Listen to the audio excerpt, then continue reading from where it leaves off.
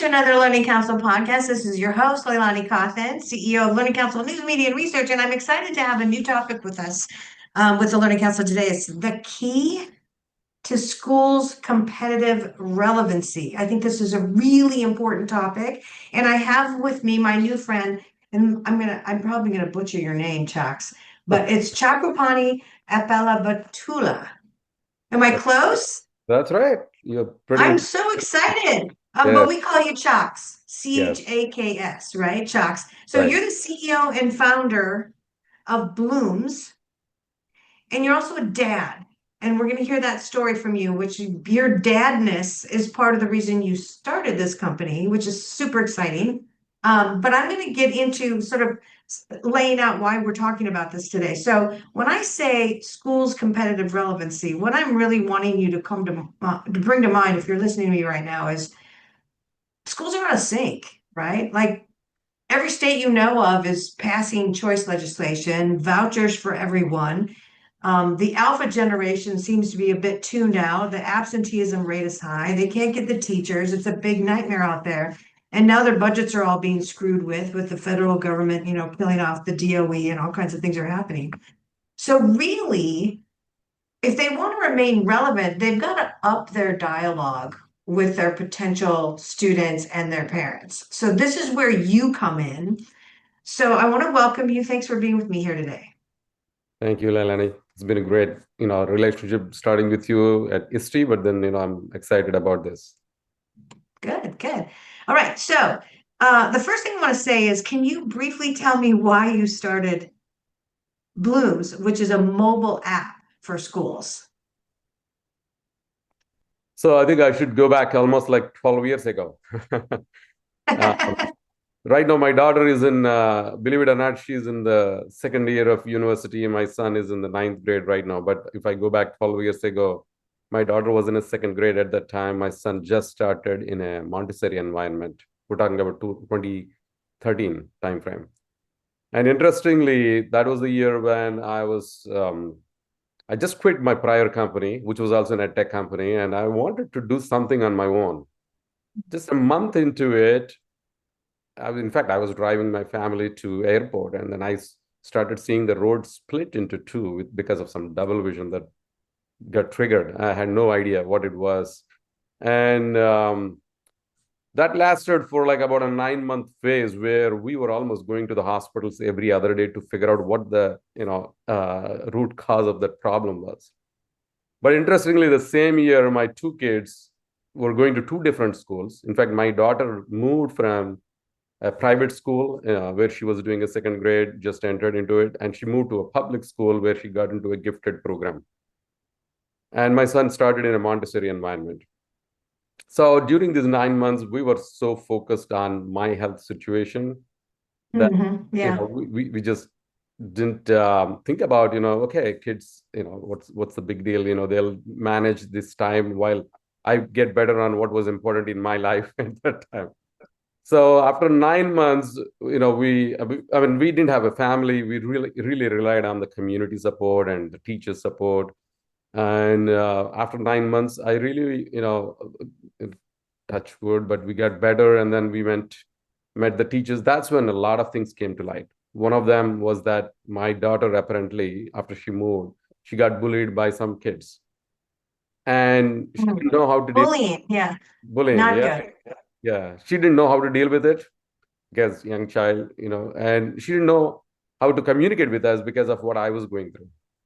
Yeah, So yeah. She probably didn't want to bother her dad. Yeah, totally. yeah. And it affected her socially, emotionally, and academically. She Yeah. wasn't apparently turning in the homeworks. She wasn't listening to the teacher's guidance or instructions, and she was becoming rude even. And those are all, later I understood these were all symptoms of what we call the withdrawal. Yeah. When you don't have like an environment that you feel comfortable, this is what anybody would do. Like, and that's what children will do too. Yeah. Yeah. Yeah. But kind of cutting it all short, at the end of it, we thought that it will only be something that we can correct overnight. But it lasted through her middle school years. Finally, after Mhm. like 6 years or so, finally, when she got into the high school, kind of she regained her ground and up, okay, this is what I want to be. And she did really well. Now, as I said, I'm happy that she is doing well in the college. But that could have been a story that we would have lived with for life, thinking that, we messed up as parents. Um, Yeah. so that kind of was the aha moment for me to think about, like, how do we solve? Because by then I was on every other social media platform. We're talking about Yeah. Facebook, LinkedIn, even like networks like Nextdoor, which is a community neighborhood. We could easily Yeah. connect with people that we knew even 30, 40 years ago. And here our kids are forming their most important, formational years, learning, how to develop their character, their values, how to lead their life and so on. And absolutely zero visibility for us. It was hard. Yeah. Yeah, So they go to the school building and then they're there for like 8 hours or so, and you're like, what happened? Nothing. They come nothing. home. Like, Good, so good, yeah, nothing, one of those, yeah, simple one word answers. And you, yeah, and it's not like, as parents, we're not motivated to help them, but when the friction to know is greater than, the effort that you can put, you will just think that, okay, it's not a big deal. But, right. in my case, it ended up being a big deal for my daughter. And so that was the inspiration for me, to think, Hmm. how can we solve for really, I mean, by then I was on every social media platforms, as I was telling, like, and mobile technology and so on. And I could only see that this is only going to get worse, because Hmm. by then the schools were just putting up more websites, more apps, Yeah, that were more point solutions. So we kind of wanted to think about, like, how do we move the needle on the parental engagement in the 21st century, where yeah, the way parents, as you already outlined, they process information differently, whereas, the schools are not ready there yet. So yeah. so that was the Well, inspiration. every millennial I know is living right here on their mobile phone, right? Yeah, Like I'm holding up my mobile phone. I know millennials that they don't even have a computer. They do everything on their mobile, which is wild to me. I can't imagine not having a larger screen, but yeah, so you were interested in the actual engagement because you hadn't been engaged. correct. And you missed out on some probably pretty critical stuff because both of you were sick and then she was being bullied and things were going all wonky. So let's do this. So we know that schools have had websites for a long time, but you've now built this app, which of course is going to pull at the heartstrings of the millennials because they're all appetized, right? Like everything's app, app, app. Um, and also their alpha generation, they've been using dad and mom's iPhones since they were 2 years old. How does mobile app, the way you've done it, which is basically a central pull of a lot of things, a lot of data from other systems and things all into one place. How does that drive that school sense of community? Because if I'm a person listening right now, like a principal or a district level, even a teacher, I'm worried about the fact that kids are leaving. They're going to alternatives. And so many states are like, I'm out, I'm homeschooling. How are you going to attract and retain people? So I think there's a strategy here Yeah. of what you've done with your app that's just screams at me saying, I need that for my school or my district. I need it right now, like yesterday. So talk to me about it driving that sense of community.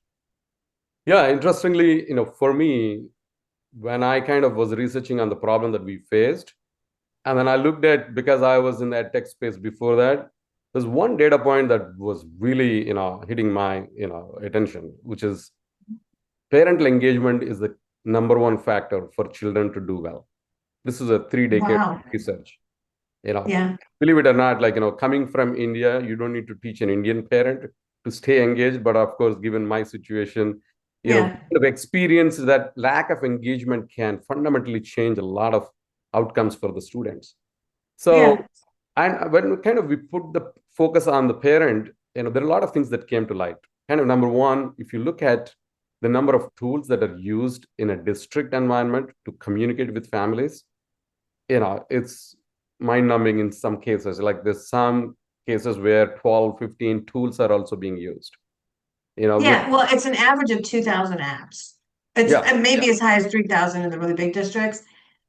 I just looked at a school up in Ohio and we did the numbers. It was easily 3,000. And this was a mid-tier size district. And Wow. you know, every app you can possibly imagine. Plus, you have teachers who are out there with their different Google Class links. Each one of them sharing a different link. As a parent, I would lose my mind if I had three kids, right? Like that, I would just Exactly. lose it. Exactly. So the first problem was this proliferation of so many silos. We had to address Mhm. unification. So that's the first problem that we looked at. Truly unifying the parent, putting the parent into the front and center as the first class citizen of this platform.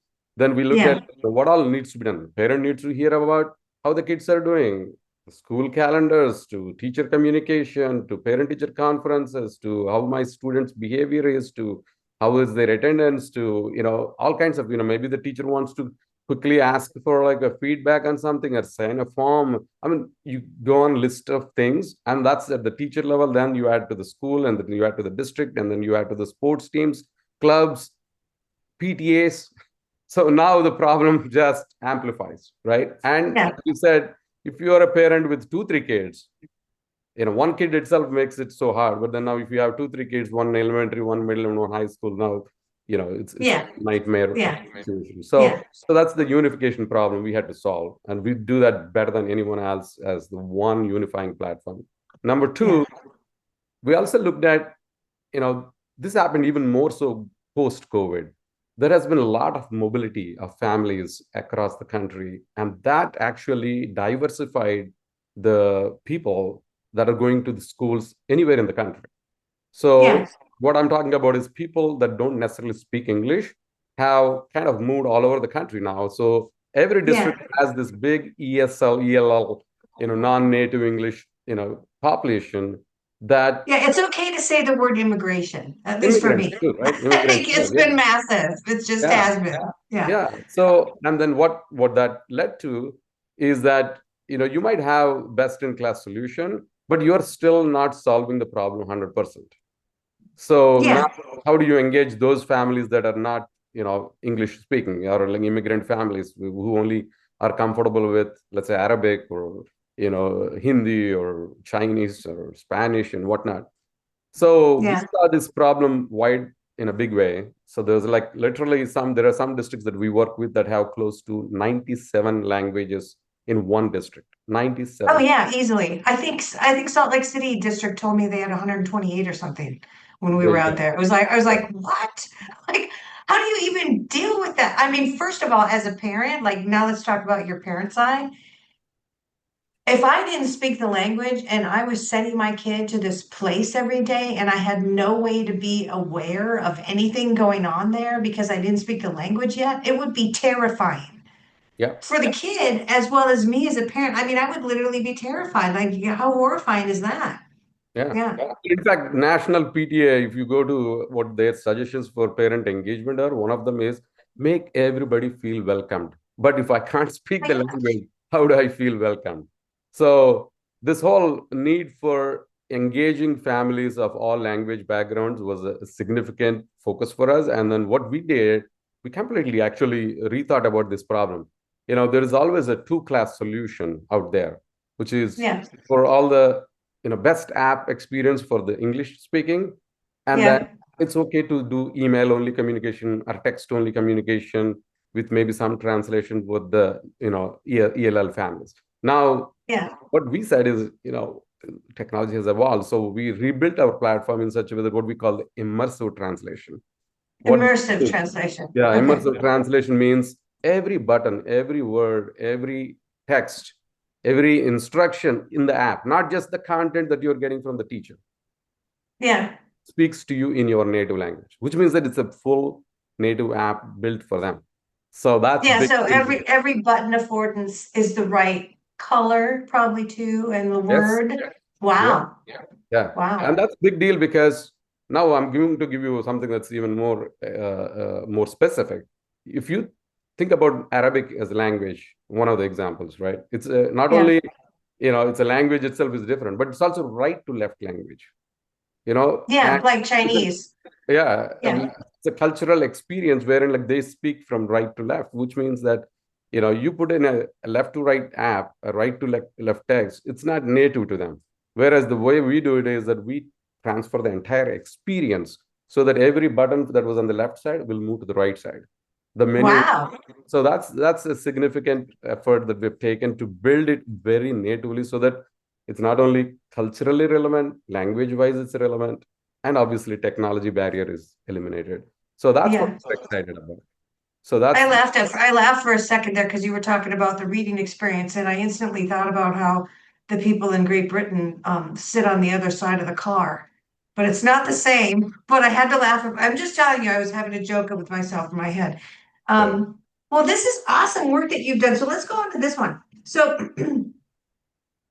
the more interactions than just getting messages like there's a snow day today, the parent wants to check on their student's work, like did they do the homework, right?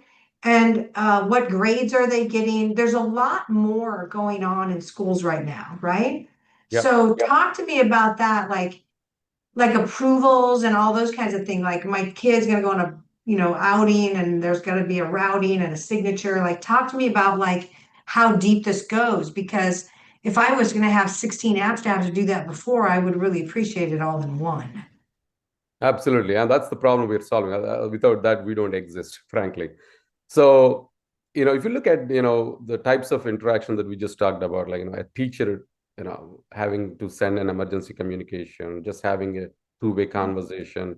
But then there are alerts, where like the school day closures and so on. And then you have field trip permission slips, forms, maybe new laptop policy that needs to be signed by a family. And then you have, as a family, I would have liked a lot of instant communication about whether my child is actually attending the classes or not.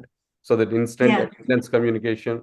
But then the thing that would have benefited me as a parent in my daughter's case was that structured, behavior communication. How is my child doing positively today, or maybe not doing things well? So in my case, for example, the fact that my daughter wasn't turning in the homeworks, we had no visibility. We thought that every day she is finishing the homework at home, but she just Yeah. didn't want to turn in the homeworks because of her behavioral challenges, because of Yeah. the bullying situation. And so what we have done is we've deeply integrated with the school systems. So you don't have to redo any work. So it's not one of those things, oh, is it one more thing? It's not. It's actually the one thing that solves a lot of problems for you. So first we integrate into your student information systems, learning management systems, so that as an administrator or an educator, you don't have to do anything repeated work. So we pull all the relevant information.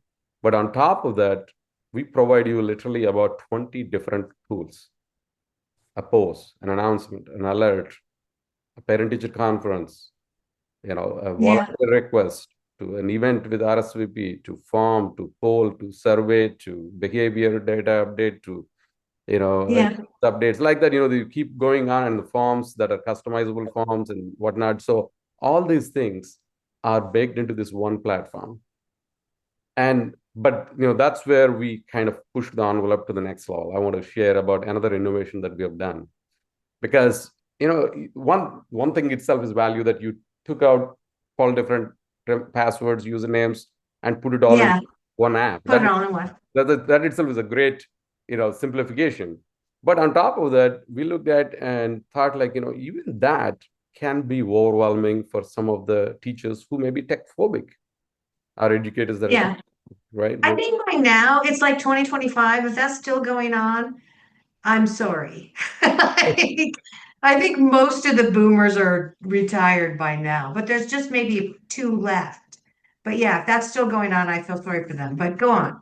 Yeah, but you look at how this is where the AI, how it is pushing the envelope in terms of bringing somewhat a natural way of communicating with technology, and doing a lot of complex things behind the scenes and making it easy for all the people. That's why there was a rapid adoption of things like Chat GPT across the world. And what we have looked at and said, okay, how do we take that technology and make the lives of educators and families very easy on a platform like this?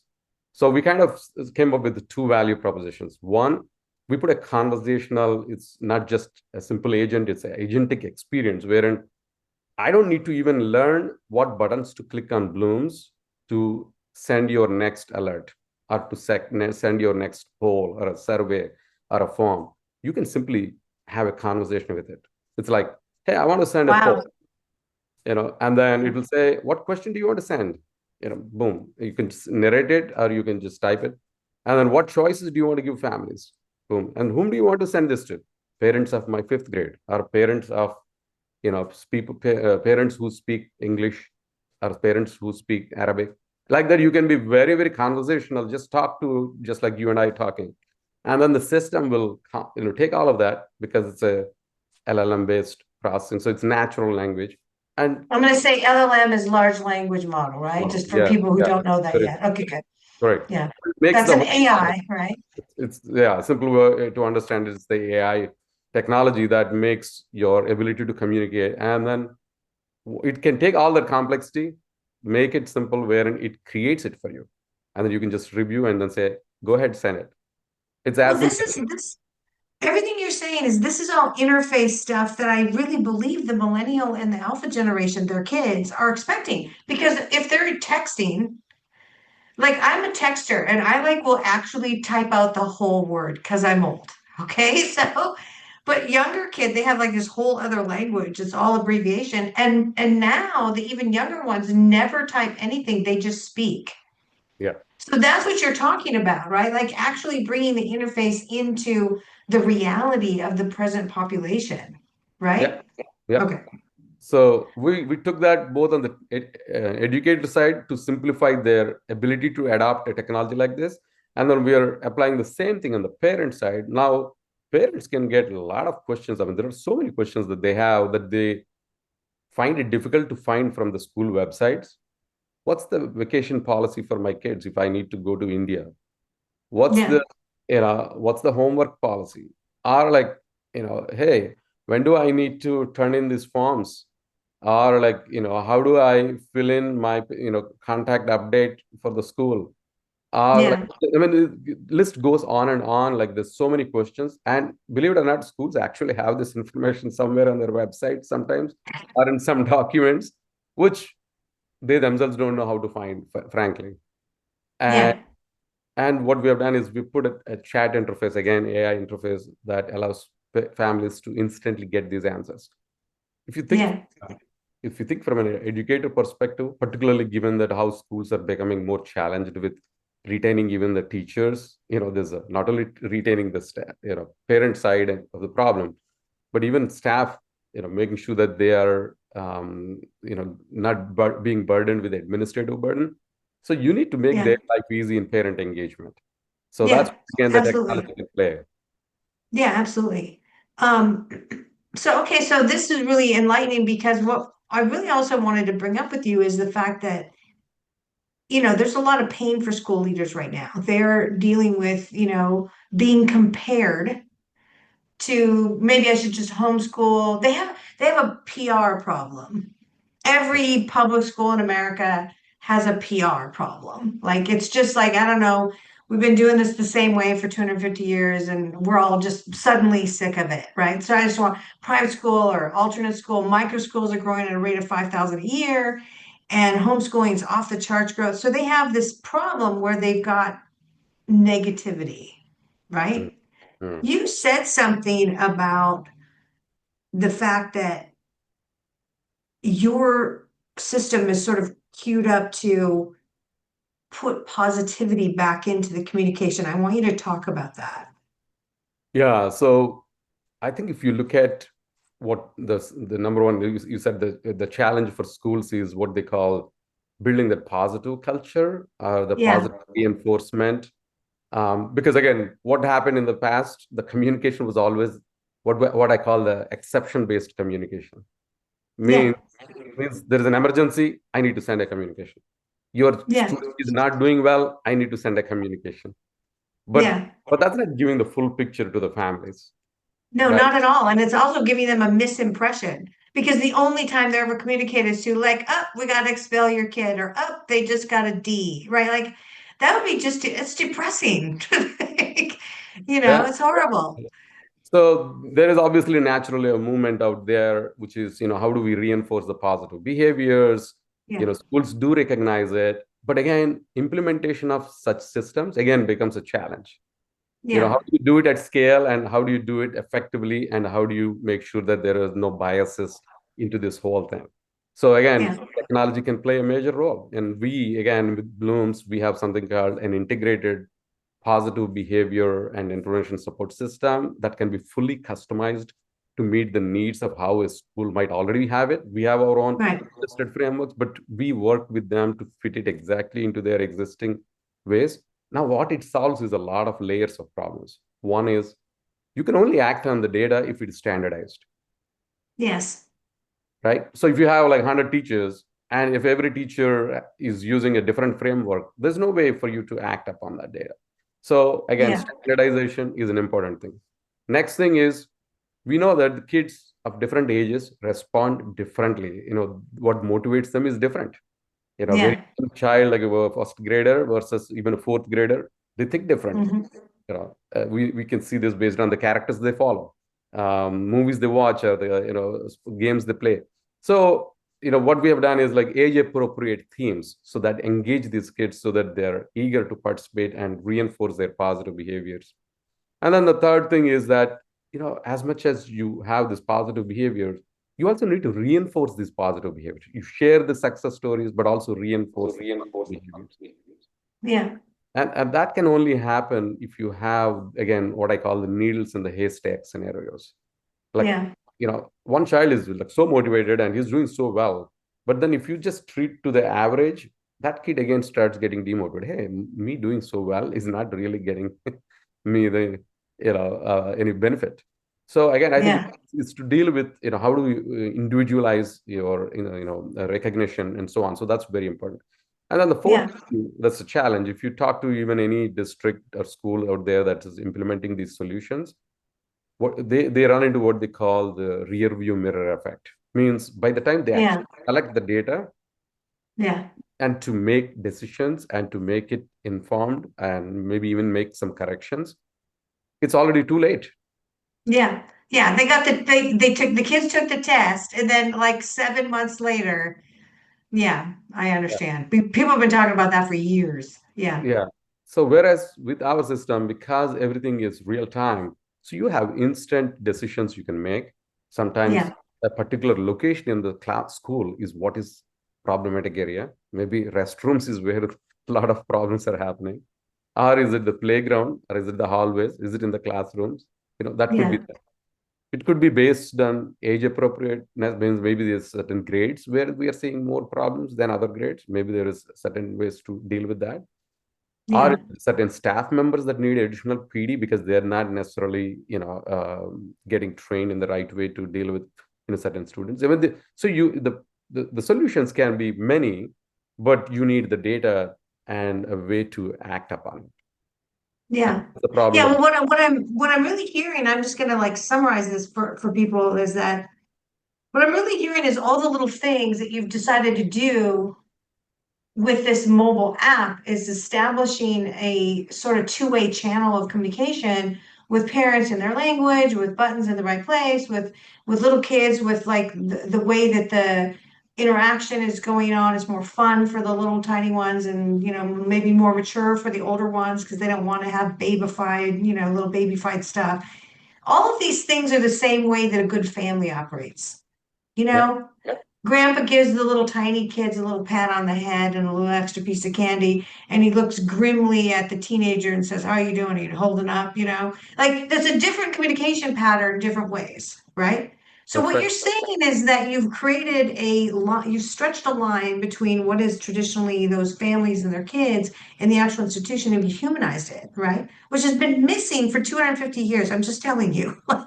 So thank you for arriving on the scene, first of all. Like that's really great. I'm Yeah, no, excited this is about great to hear because what started as a personal pain point, and but we kind of meditated on this problem long enough that I think we were able to arrive at a solution that seems to be solving a lot of critical problems, and what I call that easy button, the it. easy Yeah, button for the schools and districts now because it's gone through 12 years of innovation Yeah. and using latest and cutting edge technologies. So it really is a perfect blend of all the tools at the same time, simple, easy to use, inviting, you know, easy to Yeah.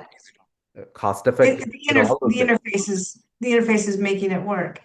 Um, well, I like this, and I like the fact that you have worked diligently at it for a really long time. Trust me, I know what that feels like as a software developer myself. I like, wow. Um, the thing that I also want to say is that what you've really done is you've created this centralized operational mind, like this channel capability, which I can't underestimate to our listeners of this podcast how important that is. I've been to the big trade shows. I've been inside these school districts. I've seen how many apps they have to access and what's going on. I've actually heard kids. This is last, I'm gonna just, say something about being in Houston last year. We had kids come up and sit on a panel live at one of our events and they were saying, well, we didn't really like to use the learning management system of our school because every teacher did it differently, so it was too hard to navigate. So we sort of all gave up. Like this literally happened, right? So if I was a school leader and I was hearing the actual teenagers in high school saying, yeah, we don't really do our homework because we can't figure out how to navigate all these different systems, I would be horrified, right? Like I would be like, how much money did I invest in that? And like, what? They're not even, yeah, that would be crazy. So I'm just giving you a little excitement Yeah. about what you've done, right? Because I think it's really cool. So let me give you one last question. Um, what else would you really like our listeners to know? Like, what are you doing going into the future? I think, from an innovation perspective, we're really excited about because there's so much that is changing fundamentally. And that's Yes. in a way, I think, this is the responsibility and an opportunity for people with, responsible positions to innovate in the right way. And we feel Yeah. like this new innovation and new technology, particularly AI, is going to make things a lot more easy for everybody and Yeah. a more level playing field for all the stakeholders. And I think Yeah. that's one belief we have, and we're innovating in that space. And this is also an opportunity for, whether it is a public school or, public district. I think, now we don't need to be worried about like now these charter schools or the private schools, there's competition, as you said. But Yeah. the technology can now be put in place to engage families and give them the confidence and trust that we can serve them really well. I'm telling you, we can serve them really well, make them true partners in the whole education system, and make it equitable to all the people. That's a big deal. And that's where Blooms, we're very proud of what we've built, and we're continuing to innovate in this space. And in fact, we want to make an offer to all the listeners who are on this call and maybe listening even later, that with Blooms, we felt like you can literally recruit and retain your families very easily by communicating that you are in the cutting edge and latest and greatest in a way that these families want to be engaged. So, Mhm. reach out to us. We will make it a special deal for you. We'll offer a discount, but also we will build a personal, personalized brand or like your school brand. It's a private label Yeah. of our app. That means that you can maintain your brand, you can, reinforce it. We can work with you to communicate through a local magazine, local channels, and so on, so that you have an instant way to bring your district to the current edge, cutting edge, and be able to, create that excitement in your community. We Yeah. work with your timeline, but that's, I think, we're ready to do this. Of course, we cannot do this with everybody, so we're willing to, take care of the first 100 customers that, want to take advantage of this opportunity. Well, that's an awesome offer. Offering as a school district, to get into your queue right now and do some customization for them. But first of all, they get to stick out a press release and go talk to their local press and say, hey, We're going to be in transparent, fantastic, ongoing communication in a positive way with you constantly. And you only have to have one app to rule them all from here on out, not 50 logins, trying to poke around, find things on our websites. This is actually a sales tool for schools, right? They Yeah, should jump I on mean, this. It's yeah, absolutely is. yeah. Well, I want to thank you for being with me today. Thank you for being a good dad, first of all. Thank you for being a Thank you, good, Leilani. Yeah, no, I yeah. think it's definitely satisfying to see both Hmm. that my daughter has turned out to do well, but Hmm. also, this is one of those things now I believe that with the problems also come opportunities. Um, Yes. so in my case, that situation with the health situation turned out to be an opportunity. Yeah. Now we're making a difference in the lives of so many other families, educators, schools, and districts. So it's very satisfying. So thank you again Yeah. for your Yeah. support. Yeah. Thanks for being with us. And thank you for listening to another episode of the Learning Councils podcast. This has been your host, Leilani Cawthon, with my friend Chax from Blooms, Bloomz. Go look them up and keep listening, keep learning.